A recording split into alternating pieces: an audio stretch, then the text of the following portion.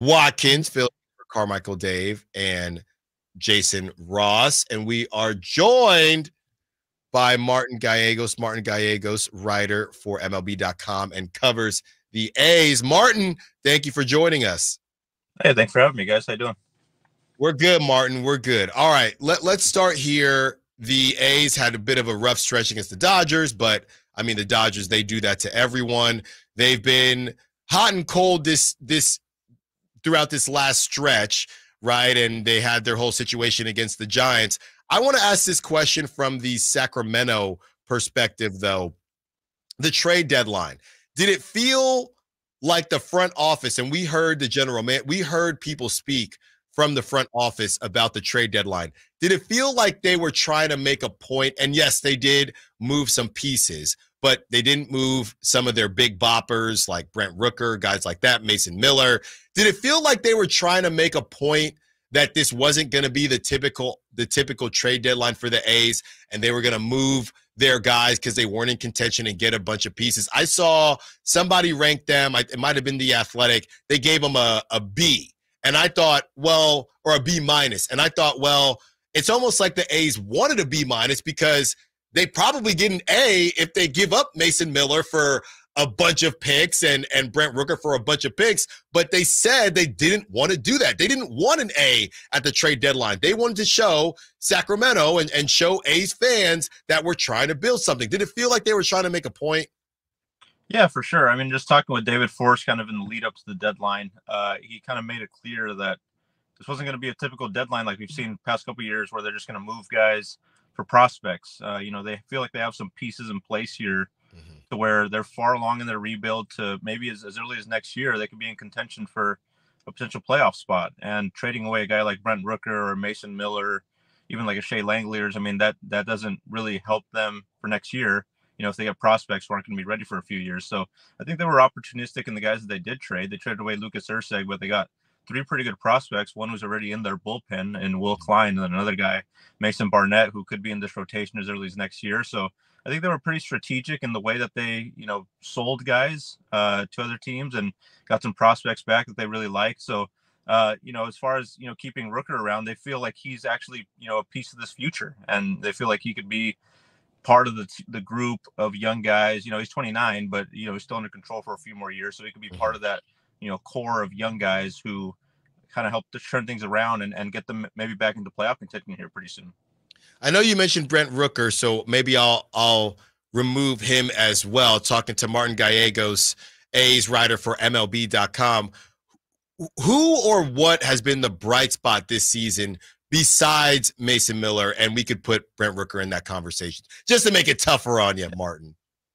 I'd say, this whole lineup has been really good. I mean, you look at the numbers, and especially in July, I mean, they were arguably the best offense in all of baseball in July. I think they led the league in home runs and several categories, but I think overall home runs, I think they're maybe third or fourth behind like the Dodgers and some of the other big teams out there. So they've identified a group of guys who can hit, especially at the top of that lineup, whether it's Lawrence Butler, who's had a great year as a rookie, JJ Bleday, Miguel Andujar, Brent Rooker, Shea Langeliers, even Zach Geloff, who's kind of been struggling this year. He's still a guy who they really believe in. So they have the makings of a lineup. Max Schumann, as shortstop's had a really good year as a rookie.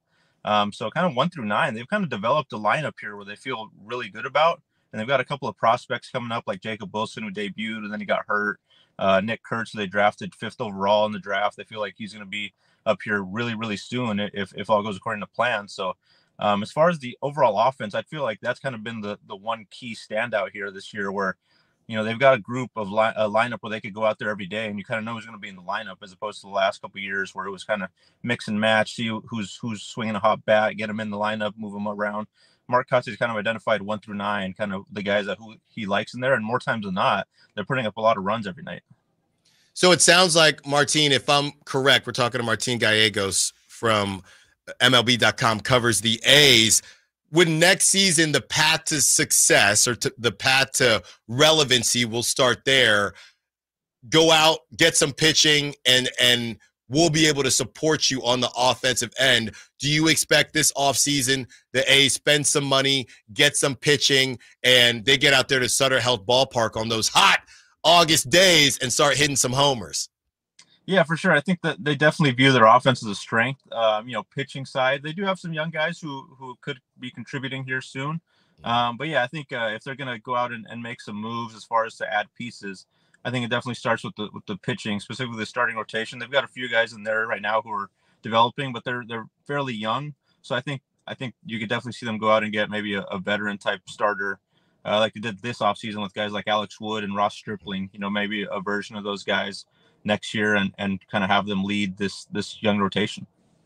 Martin, got one more question for you, but it's kind of two-part with Jacob Wilson. I mean, you got to do a double take when you look at, and we know he's injured, so I want to get an update from you on him. You got to do a double take when you realize that this dude, and I know things have changed with COVID and removing some of the draft rounds, but this dude I had to re-look, Martin, drafted in 2023. He was drafted in 2023. I mean, you just that's A-Rod. You just don't see stuff like that. I was complaining yesterday that all these other teams have these stud shortstops, right? And I know you're familiar with what the Giants got going on. Marco Luciano, he's been moved from shortstop. He's a DH right now, even though Tyler Fitzgerald's balling out. We don't necessarily know if he's the guy. You got Ellie De La Cruz. You got Bobby Witt Jr. You got all these stud shortstops. Do the A's feel like they have their stud shortstop of the future with Jacob Wilson? Yeah, without question. I mean, defensively, he's great. Offensively, his bat to ball skills, he never strikes out. You look at his strikeout numbers, and they're pretty insane. And they've been like that throughout college. He rarely strikes out. He always puts the ball in play. I mean, the one thing he doesn't have is maybe not a lot of pop, which you'd want a little bit more out of a shortstop. But, as long as you're going to keep hitting, I mean, you could put him at the top of the lineup. I mean, he's kind of the table setter for, the big power bats, whether it be like a Brent Rooker or a Shea Langeliers. So there's a lot of excitement. I know, the first day that he came up, you kind of feel a different energy about him. Just kind of exudes a lot of energy and excitement. And so I think hopefully I think they think he's going to be back here maybe as soon as the end of this month. But he's rehabbing. He's been taking batting practice. But to come up this quickly. I mean, I know he played a lot of college baseball, and I think that plays a large part in it. If you play a few years of college ball, you're maybe a little bit more advanced. But he definitely earned it. I mean, he hit 400 at every level in minor league baseball. So I mean, it got to a point to where they really couldn't keep him down. He had nothing else to prove down there at AAA, so they figured why not just give him a shot to get his feet wet here, and maybe next year he kind of hits the ground running. So definitely a lot of excitement about him. And I know it's changed a little bit, like you said, with the draft and how things are nowadays. But I think part of it was just performance. I mean, he earned it. I mean, you could be the number one pick, but I mean, if you're not performing in the minors, you're gonna it's gonna take you a little longer to get up here. But he was a combination of a high draft pick and performing at every level of the minor leagues pretty quickly. Martín Gallegos covers the A's for MLB.com, writes for the A's. Be sure to find all of his work on MLB.com. Also, follow him on social media. Great follow. Everything you need to know with the A's coming to Sacramento and what they're working with. So you know some of these players, not just talking about when Shohei or whoever come. The A's got some dudes too. Martín, thank you so much. Enjoy the rest of your day. We'll talk to you soon. All right. Thanks, Alan. See ya. Great stuff as always